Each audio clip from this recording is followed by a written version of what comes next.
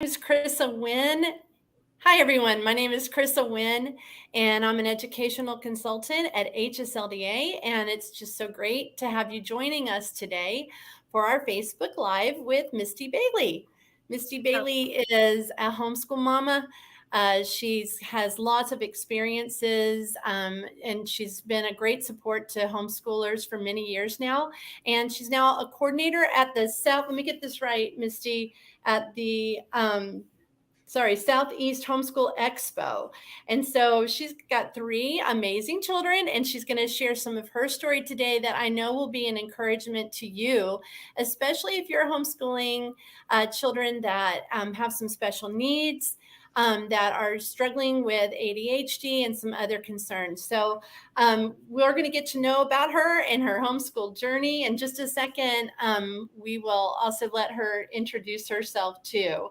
Um, but if you're joining us, I would really love for you to just put your name in the chat, tell us where you're located, what ages you're homeschooling. We'd love to see that in the chat. So I don't know if anyone's with us yet. Misty, do you see anything? I don't really see anything yet. So we not might need to yet. give them a Nope. minute. Okay. All right.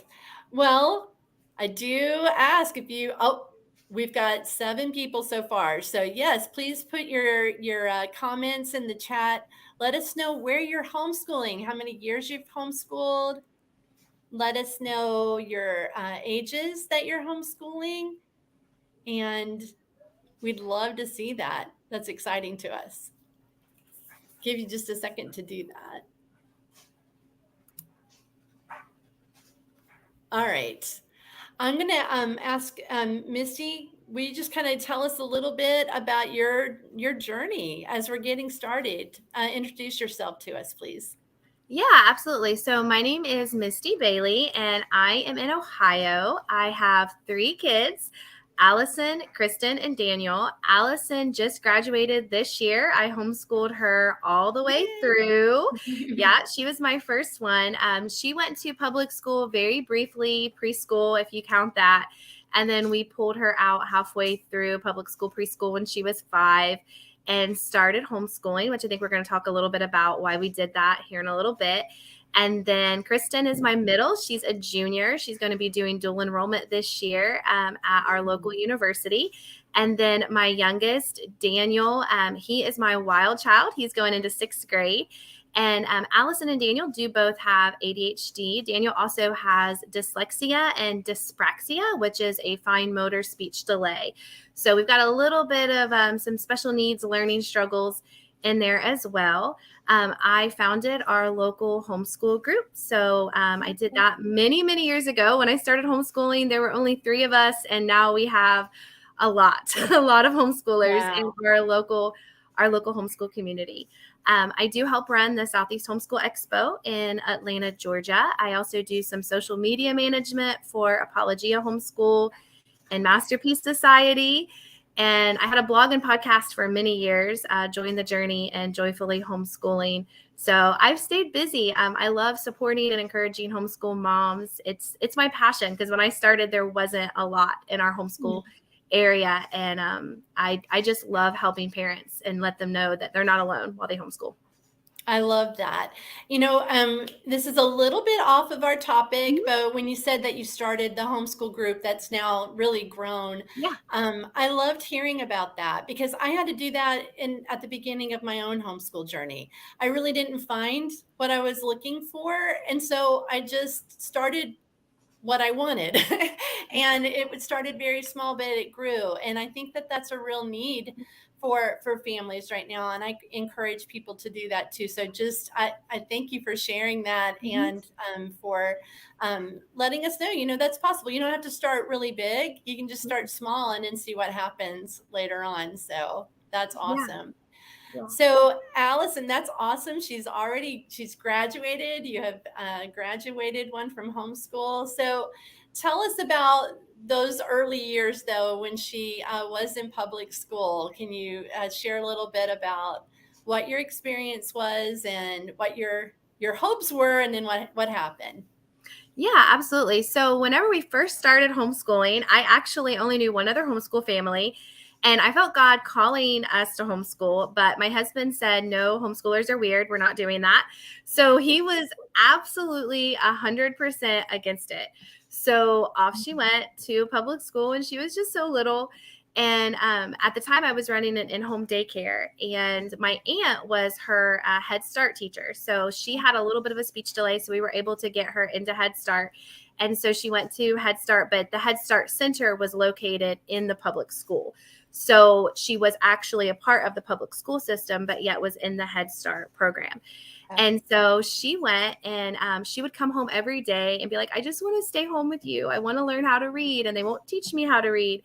And she just was really struggling.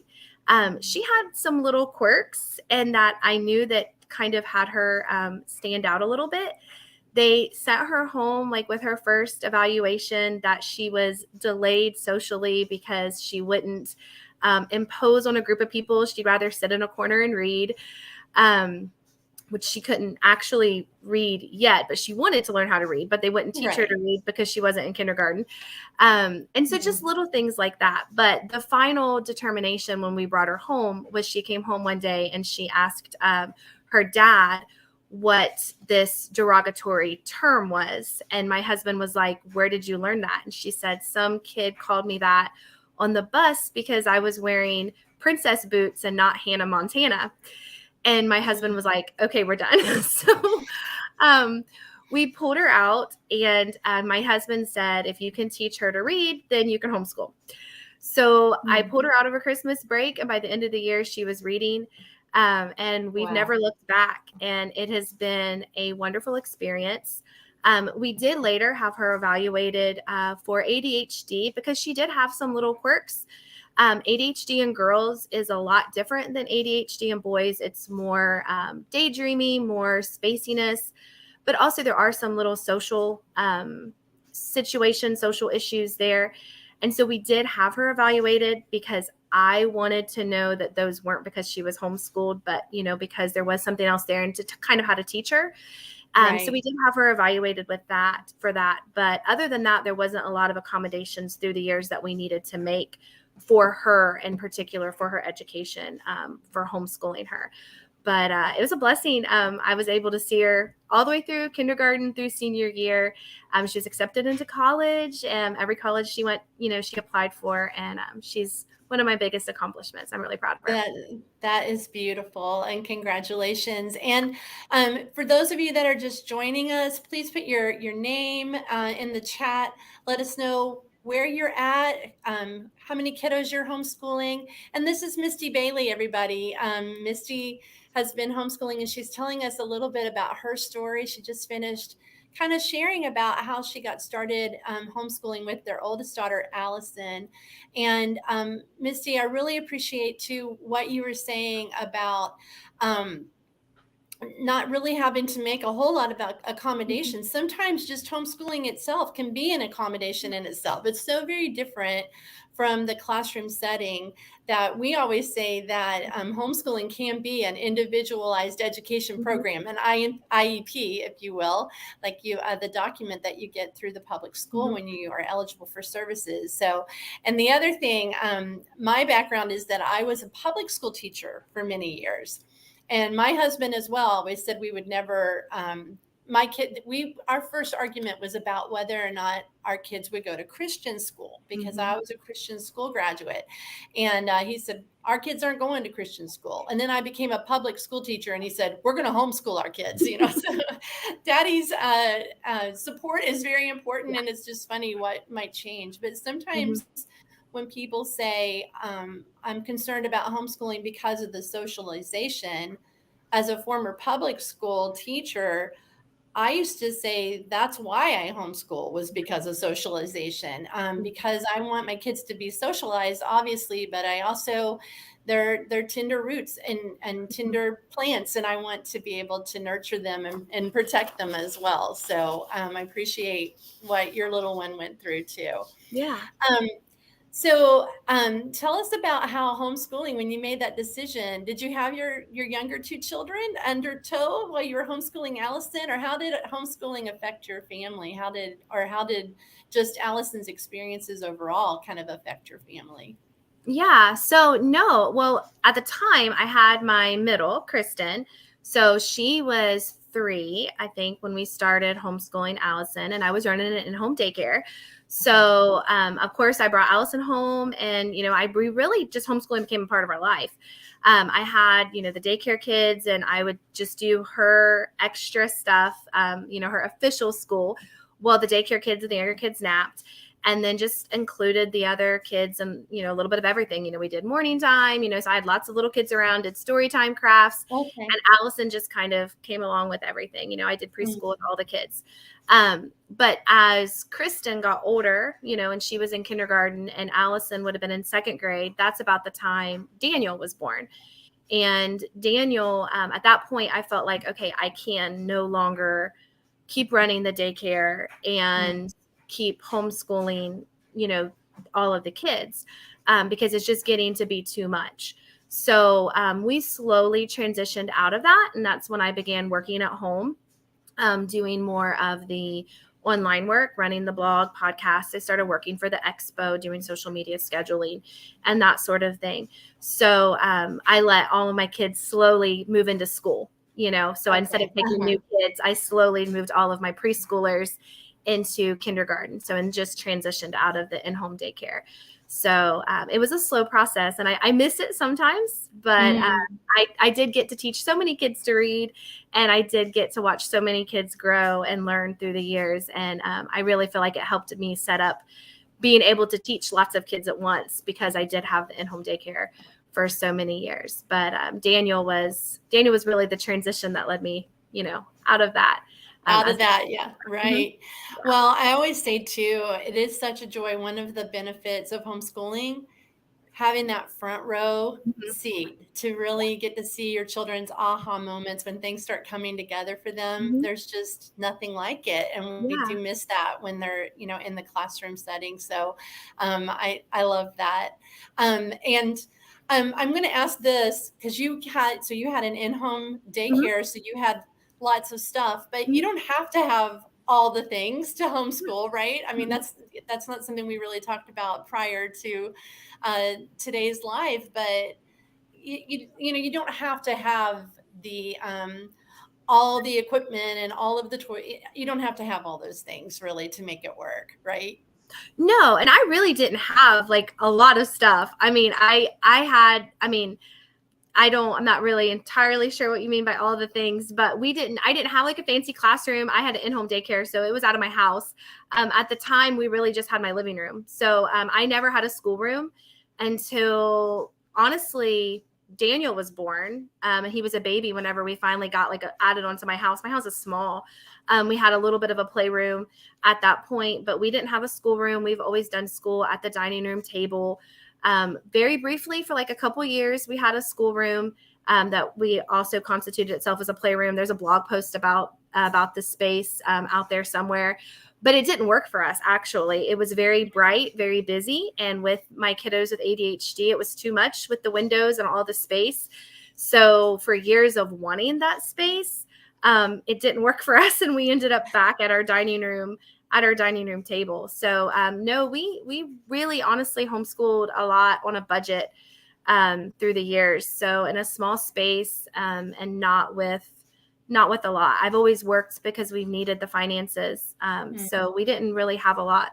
If that's what you mean, no. That Mhm. is what I mean. I think Yeah. sometimes people think, "Oh, I can't homeschool, and I certainly can't homeschool my child that has some special needs because I Yeah. don't have an allocated space for that, or I No. don't have little desks, or I don't have Mm-mm. this."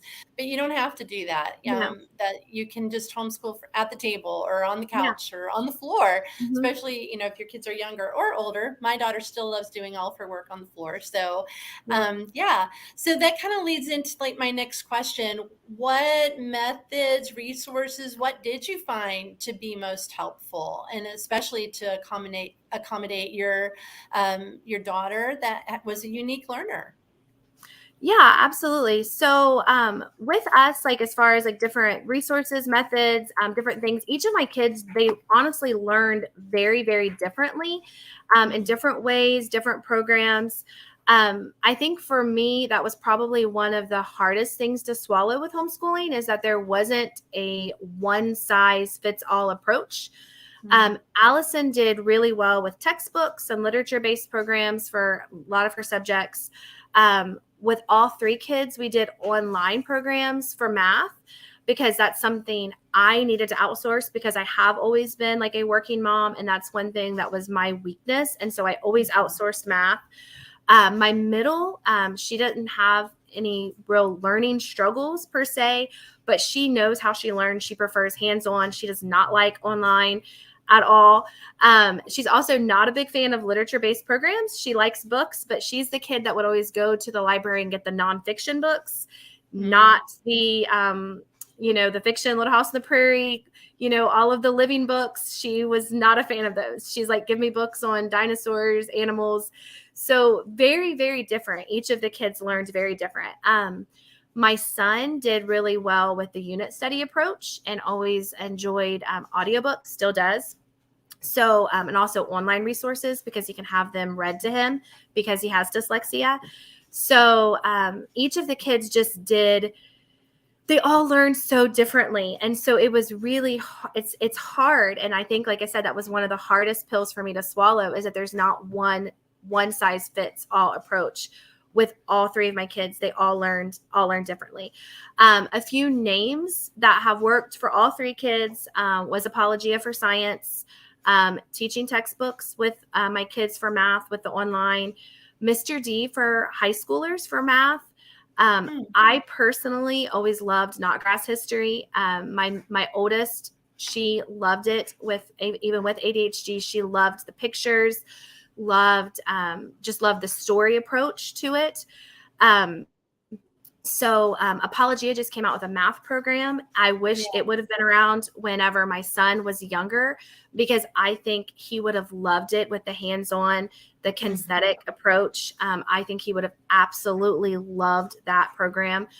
I have heard a lot of good things about All About Spelling with kids with ADHD. We've not tried that yet. One thing that I know we had said we were going to talk about, I don't know if we're going to get to that later or not, but with Daniel, we've really took a wait and see approach with him and really slowed down his learning to not focus on where he's at grade level wise. And so I've not got the chance to focus a lot with him on spelling yet, but it is one of the resources I am wanting to do with him, is try All About Spelling, because I've heard it's really good with kids with ADHD. So all that to say, I think with kids with special needs, it's very, very important to be flexible. I saved all my curriculum through the years for my kids, thinking I'd save it and pass one down to the next kid, pass it down. And I wanted to make it fit, and it didn't. And especially for my son. And I think we forget that's the beauty of homeschooling. So doing what's best to fit the needs of our kids so they get the education that they need to thrive. And for us, it meant trying new things and not trying to fit them into the box of the child before them. So I love that. That's so good. I know I saw a question about how do you make homeschooling affordable, and there are ways to do it. And I heard you mention some things. Some resources that I've directed people to are curriculum programs that allow you to do like free PDF downloads. That makes things at least affordable on the front end. If you're an HSLDA member, we can share some recommendations to help you do that. Also, our members, if you've been homeschooling for a little while, please check out HSLDA Compassion to help with curriculum grants and things like that. So there's a way to do it. But I think it's also very helpful to know that it's not always easy and dreamy. Sometimes we have just this beautiful idealistic idea of what homeschooling is going to look like. And you mentioned that your kids were all different. When I was a classroom teacher, we talked a lot about differentiated learning, which means we're going to try to meet every child where they're at. But how did you handle if they're all three kind of learning a little bit different, have their own preferences? How did you make that work in one day? How did you get everything done? Do you have some tips that you could share with some of our folks that are listening today? Yeah, I also want to say to Sasha, if that's okay, since she asked about the low cost. I have never used it, but a lot of moms in our homeschool group, particularly that have struggled with being able to afford curriculum, they have used Easy Peasy Homeschool all in one. Again, I've never fully used it. We've used it like bits and pieces, like for health or different, like, but a lot of them have used it, especially when they first started, just to kind of until they were able to piece together some curriculum. And really enjoyed it. Also, if you know people that have homeschooled and they might have curriculum that they're not using anymore that they might be able to pass down, that is a great option. And then check. I know our community has a curriculum corner where a local homeschool mom, she just started taking people's used curriculum that they didn't want, and she stuck in a little space in her husband's office that moms can kind of go in and take and borrow what they need.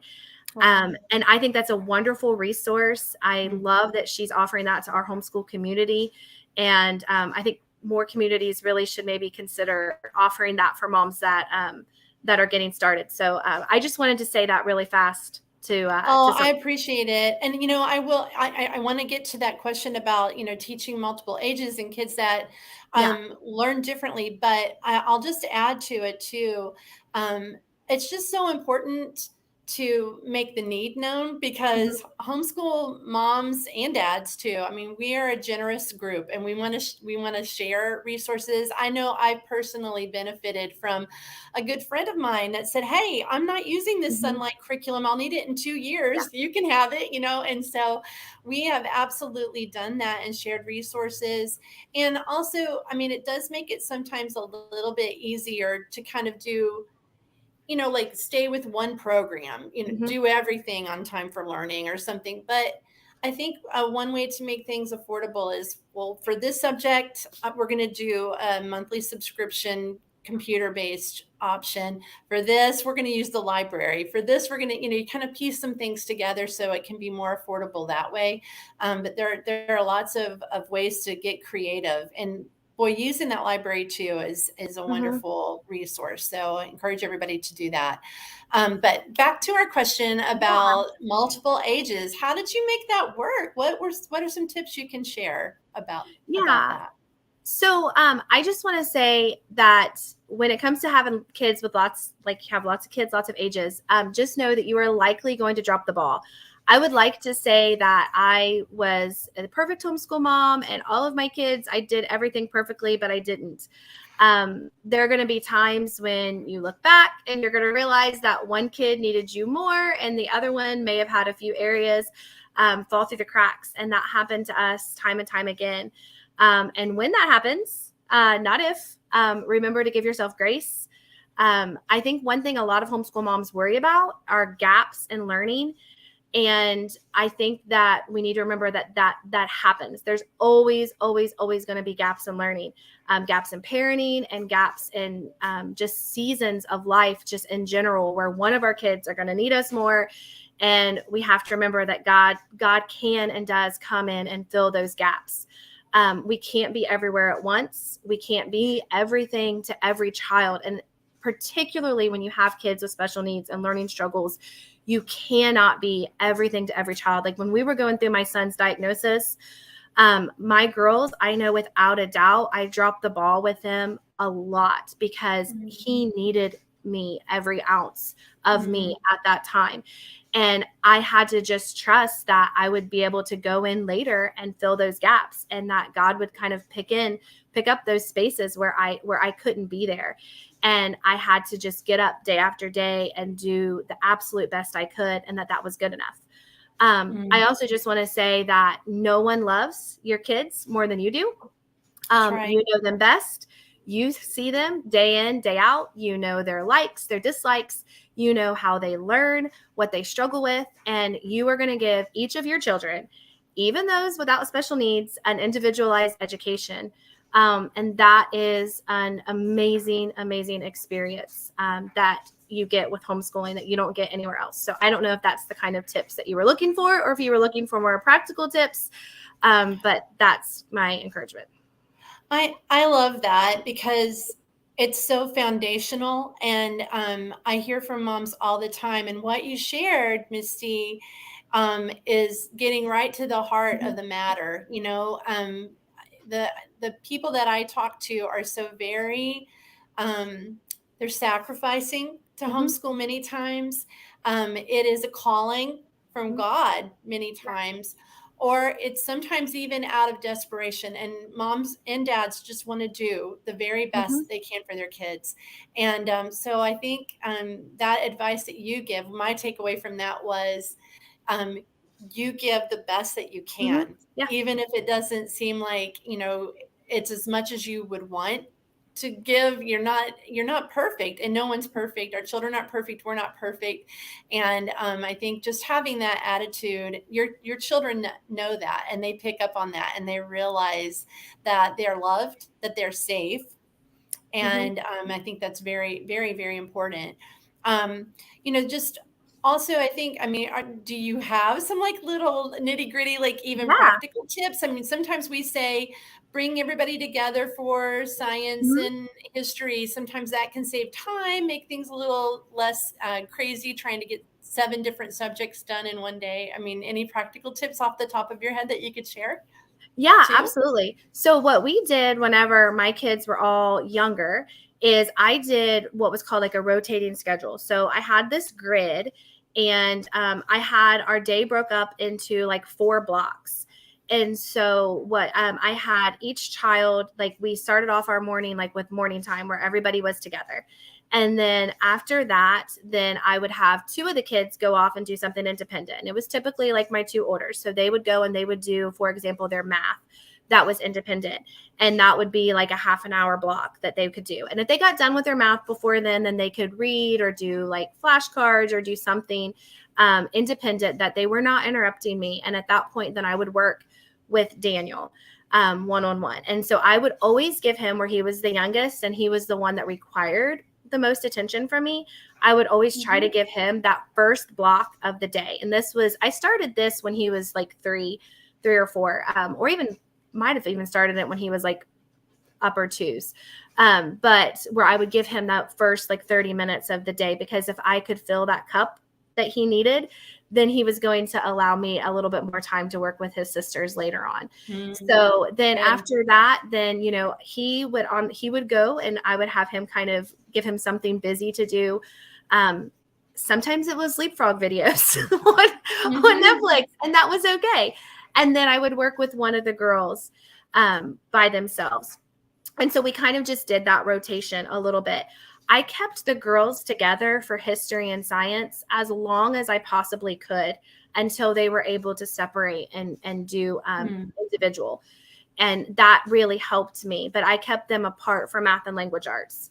So, but Mhm. once they were able to kind of separate in history and science, and they wanted to separate and they were able to kind of be more independent, then I did let them do Mhm. that. But when the kids were younger, I kept them together as much as possible for history and science. And then we would work together in those areas. So, I love that. Thank you for sharing those yeah. great tips. I know that'll be helpful to someone because Yeah. I think too, a lot of times when you're first getting started Mm-hmm. homeschooling, people emphasize, oh, it's so flexible and you have so much freedom, and that is true, but you have the freedom to, like, for you to make it work. You Mm-hmm. had a rotation and you Mm-hmm. got Yep. into a rhythm. Mm-hmm. And so I think that is, it's flexible still Mm-hmm. because you're the one that's determining what your rhythm and what Mm-hmm. your rotation is Yeah. going to be. So I love that. And I hope that's really helpful to someone.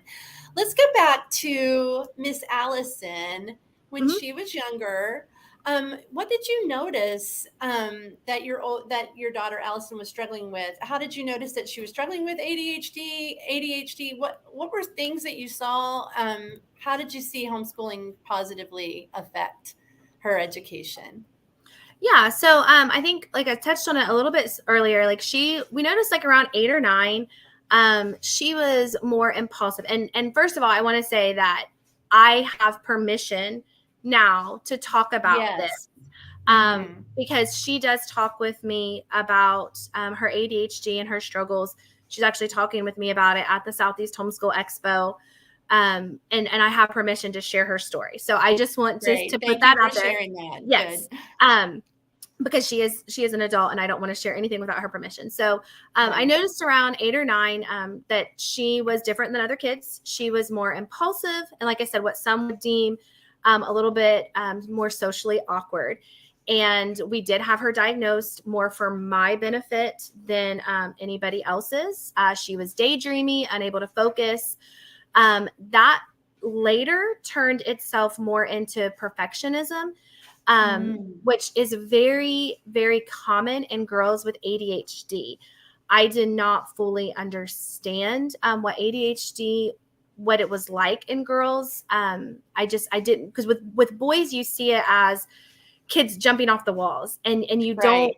And so we didn't feel like we had to make a lot of accommodations to her. We felt like, okay, we would, for example, move her away from the windows. So we knew that if she was in front of a window, she would get distracted by what was outside the window. We knew that she needed to be in a quiet space for school, away from her brother. So we would do our morning time together at the table, but then she would move into her room more in a more quiet space, because she couldn't be around everybody else. Whereas my middle was fine with the chaos around it. So like little Gotcha. accommodations like that we would make. She had like a diffuser in her room, like, just kind of the scent kind of helped her. So like little Mm. accommodations like that we made, but overall not a lot. Mm. So that was kind of what helped her going up through the years. But that it later kind of manifested itself into perfectionism, and then even anxiety as she got into high school, which Mm. was, we didn't realize, ended up kind of being more connected to ADHD. So I'm not sure Interesting. how far you want to go into that, but yeah. Well, let's talk about, so Daniel also has Mm-hmm. ADHD, is that right? Mm-hmm. Am I Yes. remembering that? Okay. So how what did you see in him that was different? I think that, let's Yeah. try to burst some myths maybe that people have about ADHD and maybe help people Yeah, understand it better. absolutely. So Daniel's was completely different. And so I think that this Daniel's was off the wall, everything you would possibly imagine with a kid with ADHD, and really made me second guess homeschooling in general. To be completely honest, he did not sit still for anything, which he has some other issues going on too. He Mm.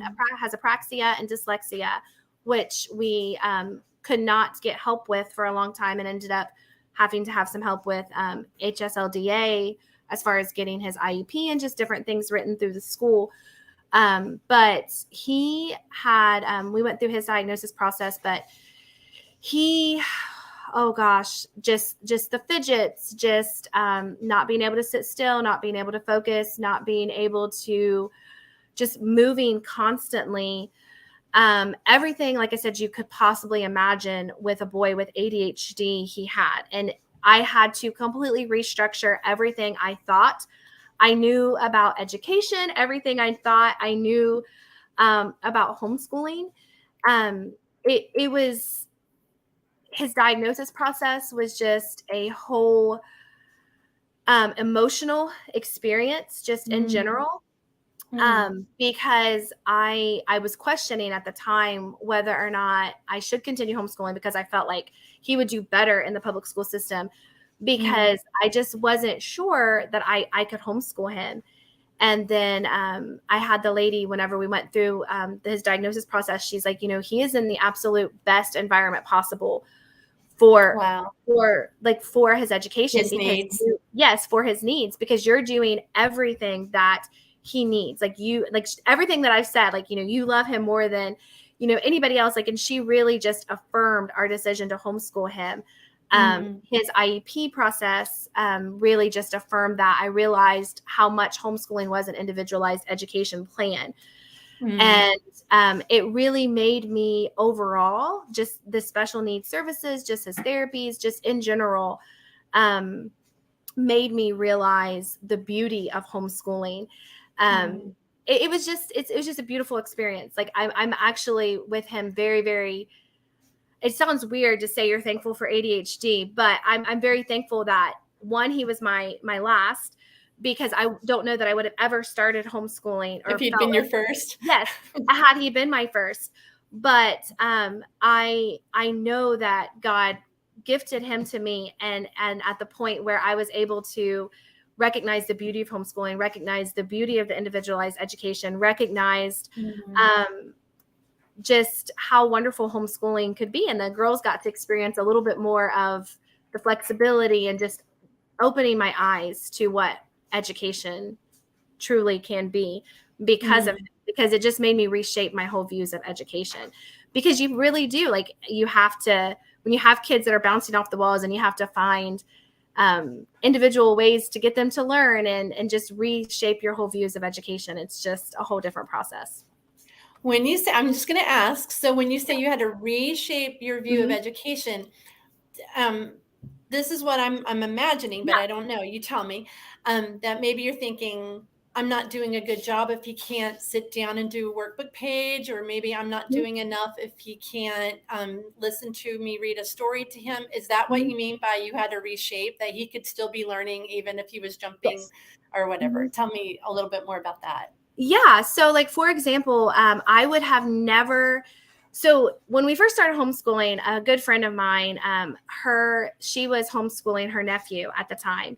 And he would come over from time to time and do like projects and stuff with us. And I remember saying, I could never homeschool a boy with ADHD because that kid is off the walls. And God has a Mm. sense of humor, because I ended up with a kid exactly like that boy. Her nephew. Um, Okay. Yes, and just like, I never thought I would have like a trampoline in my living room, for example.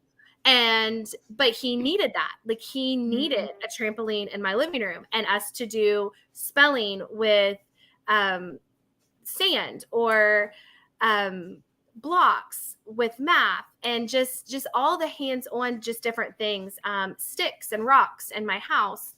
um my girls were just so different than Mm. he was, and just it, and going slower. Like, the girls learned so easily. Like, Kristen, for example, was reading at 4. Allison wanted to come home from preschool at 5 because she was ready to learn, and he Mhm. was struggling and not reading at 7.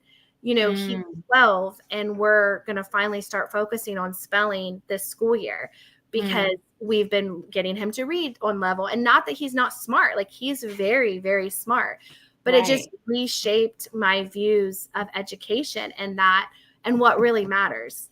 And Right. that's what I mean by that. And I do believe God just used that to open my eyes.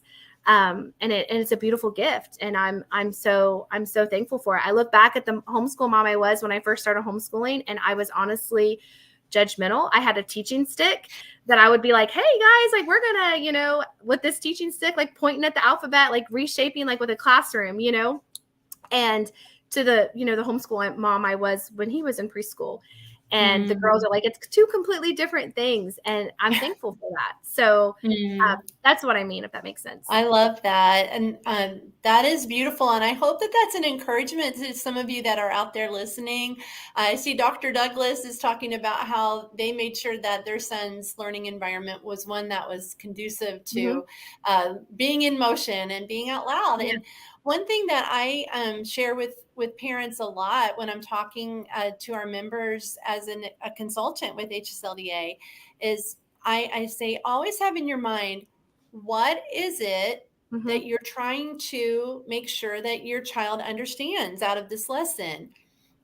Is it that you want him to cut and glue, or is it that you want to see if he can rhyme? So if we can Hmm. figure out if he can rhyme some different way besides cutting and gluing or doing a workbook page, he's still learning. So always keeping that in mind and being really flexible, and also not giving up, even though Hmm. he was struggling to read, it sounds like, for many years. I'm sure you were still always Hmm. trying to figure out, let me get to this attentional piece, or let me, meet this need here, and then we'll be ready to do more formal instruction and moving forward. So I love that. Our kids are always learning. They're always learning. And sometimes you do have to have some behavioral things, help them to learn how to regulate themselves, how to control emotions, and how to calm down. They got to have some of those things in place, so then they're ready to learn, maybe, and do some of the harder things that aren't fun, Yeah. learning how to have good handwriting, or different things that aren't enjoyable. So that's awesome. Tell us more a little about Daniel. So you've seen him grow in certain subject areas. How have you been able to foster his interest? Because I want to hear about this, because again, I talk to moms that have teenagers, and they're like, I have been so worried about math, or I've been so worried about reading. She's a great artist, or she loves music, but we've spent all of our money on tutoring. Like, they've been so focused on what's hard that they haven't nurtured their child's strengths. So can you tell us a little bit about Daniel's story in that regard? How have you been able to nurture his strengths? Yeah. So, I mean, with each of my kids, that's one thing that we've always made sure we focused on is interest led learning. Like, even like with Kristen, she's always had an interest in horses. So Mm-hmm. we've always, with each of the kids, been like, okay, well, here's our main subjects. Now pick one thing this year you want to learn about. So we've done that with each of the kids. Probably once they're fourth grade, we let them pick one thing they want to learn about. So like Allison might have been cake decorating. Kristen's always had an interest in horses or art. Daniel has been coding, guitar, video game design this year. But we've always made sure we've tried to let them pick at least one thing each year that they want to learn about. And it doesn't have to be expensive. You can get books from the library. Daniel last year had a major interest in World War. And so we checked out book upon book on World War, and lots of audiobooks. He listened to tons of audiobooks and watched documentaries. And we just put that in as part of a school day. We've done Flex Fridays. So where Fridays, like if we've not had co-op or a field trip, Flex Fridays are the day where they can like take the day and explore their interests. Now it's a lot harder once they're in high school to set aside that time, but you can even work your electives into their interests. So, if they have, like Kristen, again, with the horses, she did an equine science credit where she's worked on training horses or done exercise science with horses. Allison wrote a novel during COVID. And so Oh, wow. that is an elective, Yes, that's an absolutely. elective. Um, Wow. so, if you kind of let them just focus on their interests, and Flex Fridays was really, really fun. Did that for many, many years. I don't call it as much that now as, the girls were high schoolers and it's just me and Daniel, but we don't call it Flex Fridays now, but we did call it Flex Fridays for many years. So we don't do that just with him, but we've done that with all of the kids. But with Daniel in particular, I'm not sure if you're wanting me to talk about how we've took our time with his learning, or if you were just wanting Yeah. to I more mean, interest. yeah, either way. Yeah, I love that. And you did mention a little bit how you're really going to be focusing on spelling this year, right? So you've Mhm. given him the gift of time. If you want to break that down a little bit more for our viewers, that'd be great. Yeah. So with Daniel, like I said, he has apraxia, dyslexia, and ADHD. So whenever we started like our formal learning with him, it was very different than with the girls. So with the girls, we kind of jumped in right off, like with history and science. We didn't really do that with Daniel because learning was so hard for him. I did not want him to hate school. I Mm. wanted him to love to learn. And so even just for him, like history and science, like anything school related, he just turned his nose on because he had in his mind it was going to be hard. So we Mm. really left that a lot of that up to him. So we would do maybe a half an hour to an hour of school tops a day. We would focus on reading, or we would focus on math, and then that was it.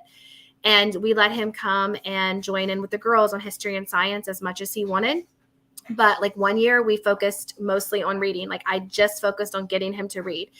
And so math, we might have just done a little bit of flashcards. He's always been really good at math. And so he's liked math.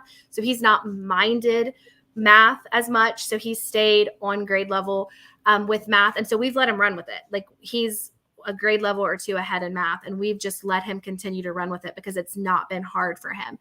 That's But we awesome. spent a couple years just really focused on 1 year, just getting him to talk, being able to talk correctly.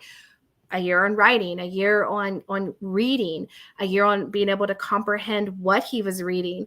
Next year, we're going to really finally focus on his spelling. And it's not that we've not worked on his spelling before. As he's wrote, I've been like, hey, buddy, like, let's go back and let's, respell this word, spell it correctly. But we're going to actually go ahead and add in like a formal spelling curriculum because, and the kid, he likes to learn. And I feel like if we would have pushed all of that stuff on him in the beginning, because everything was so hard for him, I just really think it would have done a huge disservice to him. And so that's the approach we took. I don't know if it was necessarily the right or the wrong approach, but it was the right one for us. And I feel like it was the right one for him. And we do live in Ohio. So we do standardized test every year. It was one of the agreements my husband and I made many years ago when we started homeschooling, is that we would test the kids. And even though we've taken that approach and I've taken a more relaxed approach with him, I will say he's tested very well every year. So if that matters to people, then, Well, I think what I'm hearing is that even if you weren't doing, a formal spelling program, that number one, he's listening to audiobooks. Yep. You guys are having conversations every day. You're working on all of these literacy skills. It's always in front of him. So it's not that we're going to avoid it at all costs, but, you're probably pointing out, environmental print when he was younger, there's McDonald's, there's Walmart, like helping him to make those connections. So then when he's 11, 12 years old, you've laid this foundation. He's ready. And also he's conquered some other things so that then he can take it on emotionally. He's maturity wise, he's ready to do more formal instruction in some of those areas. That's what I hear from you. And it's a completely different approach than I did with my girls as well. And I think that that's something that for parents who have kids with these learning struggles and with these special needs, like I know so many times you just feel so ill-equipped, especially when you have kids that might have thrived and done a lot better academically. And you're just not sure, like their education looks so different. I don't know. I want to encourage parents that their education doesn't have to look like, everybody else's. And it's okay to take a completely different approach, because I would much rather him take a slower approach and still love to learn and love to read and be confident in learning and not think that he's dumb. Then, be where he quote unquote should be with the public school standards. Right. I think it's really important too to really understand your child's struggles. I know some people don't want to have their child evaluated or diagnosed or labeled, and I'm not necessarily saying that, but I'm saying if you are saying, wow, some of the things she's saying, that sounds like my youngest, maybe he does have ADHD, to learn what you can about that so that you're not going, oh, let me get another math program. Let me get another math program. Like you're constantly changing curriculum or putting guilt on yourself and saying, I am not a good teacher. It may not be that. It may be that you're looking at math struggles or reading struggles or writing struggles or language struggles saying, I must be doing something wrong or I've got the wrong curriculum, when it's really, this is perfectly typical for him to respond this way because he's dealing with this. And then we change and we support him so that he can show what he knows and you can get him ready, if that makes sense. I hope that makes sense. So for us, the diagnosis was extremely important. I do not regret having the diagnosis done at all. And I almost didn't get the diagnosis because of what you said, because I was like, well, I know that's what he has. But what I didn't realize, because I went ahead and went through with the diagnosis so we could get the John Peterson scholarship because we're in Ohio, and I needed that in order to get the therapies he needed because our insurance didn't cover it. So that's why we went that route. But in getting his diagnosis, they also diagnosed him with dyslexia, which I had You no didn't idea know that he had. And I didn't know that explained all of these reading issues that he was having that I thought was related to his ADHD. And so it opened that up. And I found out that I think it's either 50 or 70%. I don't remember which of kids with ADHD also have dyslexia. And here I thought it was just because he couldn't sit down and focus, but no, like he really had other issues going on. So for us, it was very important and really helped me overall learn to accommodate his needs a lot better. Yeah. And I don't want to spend a whole lot of time on this, but I've heard the opposite story where people call and say, I think my child has dyslexia, when actually they find out my child has ADHD. A lot of this can be explained by ADHD too. And so, yeah, it goes both ways. I think it's just more knowledge, more information can be helpful. And sometimes it's not helpful at all because of the evaluator or whatever, but you have to be cautious. Exactly. But it's very important to find an evaluator that is homeschool friendly. Yes. Exactly. I would not go to just anybody to get diagnosed. Definitely reach out to the people that you would recommend, a good assessor that is not going to, connect with other homeschool families, people like Misty. And Misty, we are going to have to, I've got one more important question I want to ask you, but you're a great resource, and people that are in your position where you've worked with homeschoolers for many years, you kind of can say, hey, I think Mrs. So-and-so has been through that same thing. Let me connect you. So use your state organizations, your local homeschool groups as kind of a networking tool to try to find those homeschool friendly professionals. So important. One more question kind of before we wrap things up today. Again, folks, this is Misty Bailey. Misty, thank you so much for your time today. But she's involved with the Southeast Homeschool Expo. She helps to run that, does some social media for them. Can you just talk to us about the importance of community events, connecting with others, why that's so important when you're homeschooling? Yeah, absolutely. So, I mean, I personally feel like homeschool conventions are amazing, and every family should try to attend one at least once. So, I help run the one in Atlanta, Georgia, but my personal home convention is the one in Cincinnati, Ohio, Great Homeschool Conventions. But I take my girls every year to the homeschool convention. I've taken my son to. We have a blast. Homeschool conventions are great. You're able to hear from speakers who are a season ahead of you, who have experience in an area that you might be struggling with. My girls have always said that it's nice to see that the homeschool community is so much larger than our hometown. We live in a very rural area. And so even though our homeschool group is pretty big, when you get to these conventions and they see tons of other teenagers in the teen sessions or just other kids walking around, it makes them realize like how big the homeschool community actually is, even outside of our town. They've gotten to know lots of vendors through the years, got to meet some authors of some of their favorite books, publishers of curriculum. I always think that's super fun whenever they get to go and be like, oh, like, hey, you wrote my favorite homeschool book, and get pictures and stuff with them. That's cool. We've really just always had an amazing experience at homeschool conventions. So I could go on and on forever about how great they are. Also on the college, high school front, parents, you would really be amazed how many colleges want to recruit homeschooled kids. So come out to a homeschool convention, see firsthand, and it really may ease your fears about homeschooling through high school. I know from the Southeast Homeschool Expo, we have colleges constantly contacting us, wanting to come to our event and just reach homeschoolers. And I know personally with my experience with both of my girls in high school, that's been the case as well. So I love homeschool conventions. I've been on all sides of it. I've been a presenter, a speaker, a organizer, a parent, and I really have nothing negative to say about them. They're great.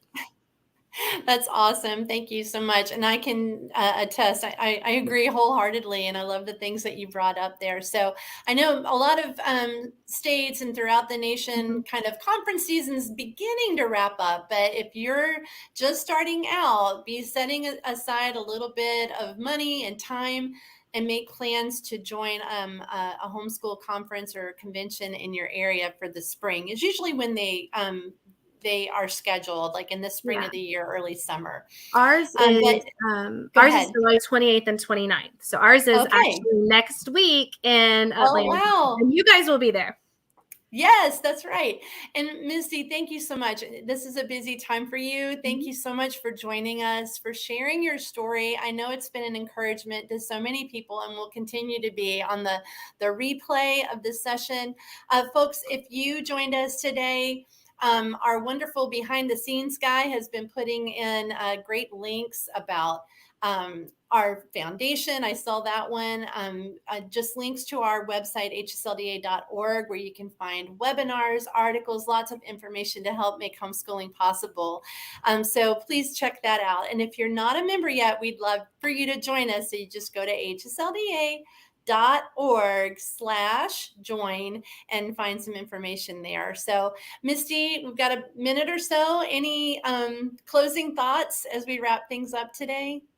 I will say that I've been a HSLDA. They're not paying me to say this, but I've been an HSLDA member since we started homeschooling, and I've had to contact them a few times through the years. And it's a wonderful organization. I tell every homeschool family that joins our homeschool group to join HSLDA. I'm very thankful for all they've done to support our homeschool freedoms. We recently had some wonderful changes in Ohio, and so Yes. thank you guys so much for all you guys do to support homeschooling. And again, they did not pay me to say that. So, All right. Thanks, Misty. yeah. Yes, absolutely. We're here to support you and to make homeschooling possible. And thank you so much for joining us today. Have a great week and a Bye, great guys. rest of your summer. Bye.